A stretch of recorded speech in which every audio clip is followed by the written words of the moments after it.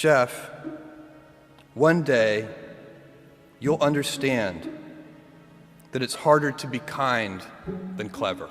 It's the difference between gifts and choices. Cleverness is a gift. Kindness is a choice. In 1995, you started. Yep. You went public in 97. Mm-hmm. You issued shares at $1.50 a share. That's right. In 1988, your revenue was $600 million, and you lost $125 million, but your stock had gone to $55 a share.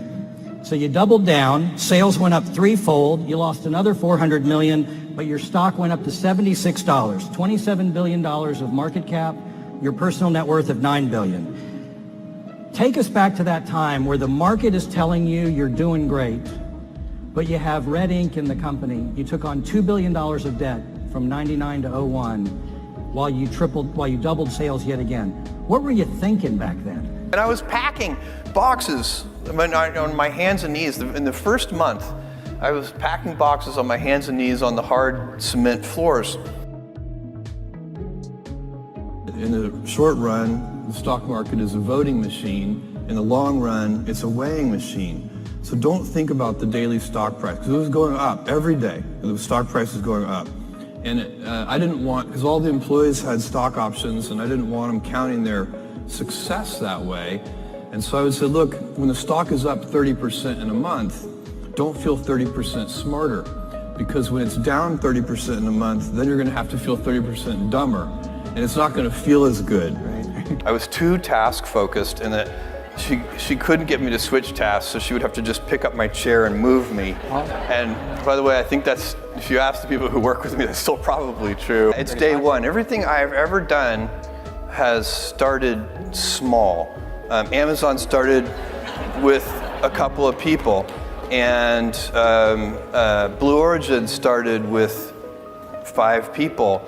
And the budget at Blue Origin was very, very small. Now the budget at Blue Origin approaches $1 billion a year.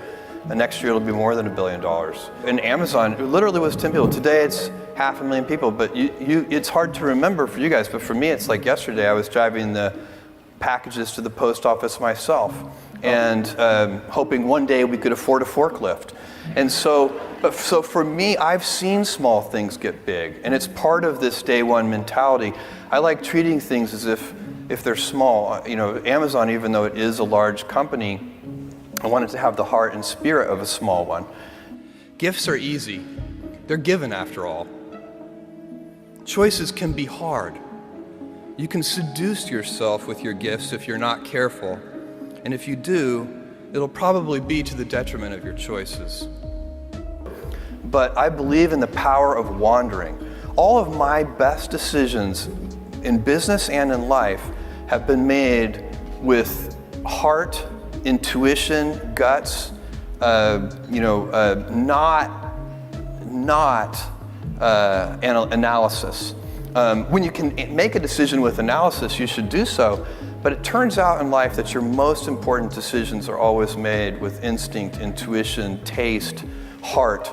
And that's what we'll do with this day one foundation too. Right. And the customer is going to be the child. This is so important because the secret sauce of Amazon, where there are several principles at Amazon, but the number one thing that has made us successful by far is obsessive, compulsive focus on the customer as opposed to obsession over the competitor.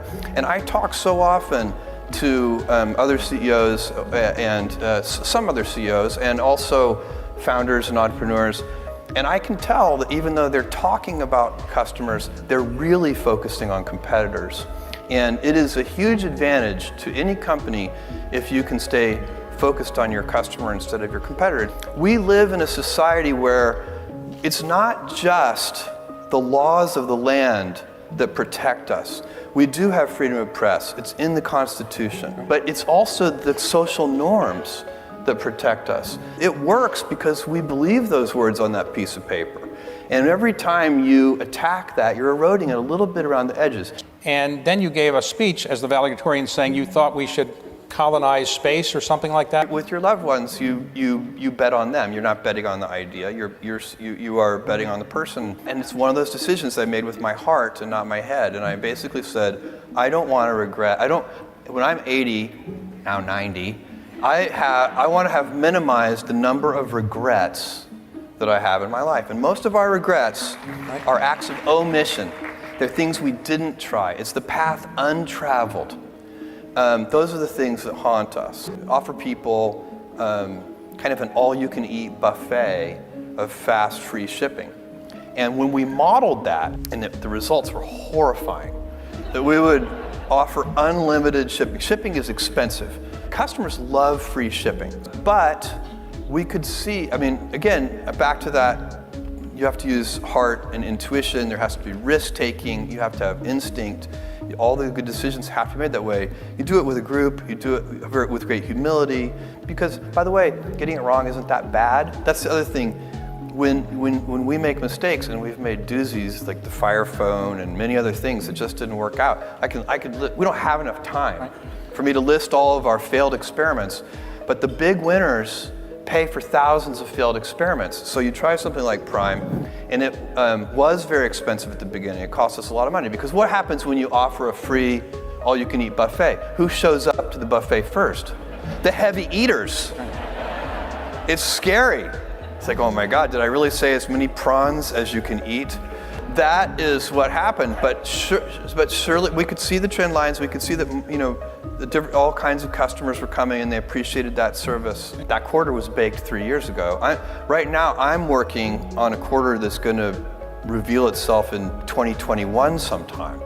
And that's what you need to be doing. You need to be out sort of, you know, 2 or 3 years in advance. Why do I need to make 100 decisions a day? If I make like 3 good decisions a day, that's enough. And they should just be as high quality as I can make them. And so I'll ask the team to do a case study and find real root cause, or causes, it's usually causes, real root causes, and then real root fixes. So that when you fix it, you're not fixing it for that one customer, you're fixing it for every customer. And that process is a gigantic part of what we do. So I would treat if I have a failed order or some bad customer experience, I would treat it just like that. Very interested in physical stores, and I've been asked for years, we ever open physical stores? Literally 20 years I've been asked the question, and I always say yes, but only when we have a differentiated offering, something that's not me too. Because that space, physical stores, is so well served. If we offer a Me Too product offering, it's not going to work. And it's also just, we're not very good at that. Whenever we've tried dabbling in something that's a Me Too service, we tend to get beaten. It doesn't work. Our culture is much better at pioneering and inventing, and so we have to have something that's different. We're going to have to decide whether we want a civilization of stasis, which we could do. That's a legitimate choice. What does it mean? It means we will have to cap population, we will have to cap energy usage per capita. So people don't think about how much energy they use. So do you want that to continue for your grandchildren and your grandchildren's grandchildren? In other words, I want my grandchildren's grandchildren to be using way more energy per capita than I am. And I would like to see not have a population cap. I wish there were 1 trillion humans in the solar system. Then there would be 1,000 Einsteins and 1,000 Mozarts. But we don't have that long. And so I want to build space infrastructure so that the next generations of people can use that infrastructure the same way I used UPS and FedEx and so on to build Amazon. And so that's what Blue Origin is all about.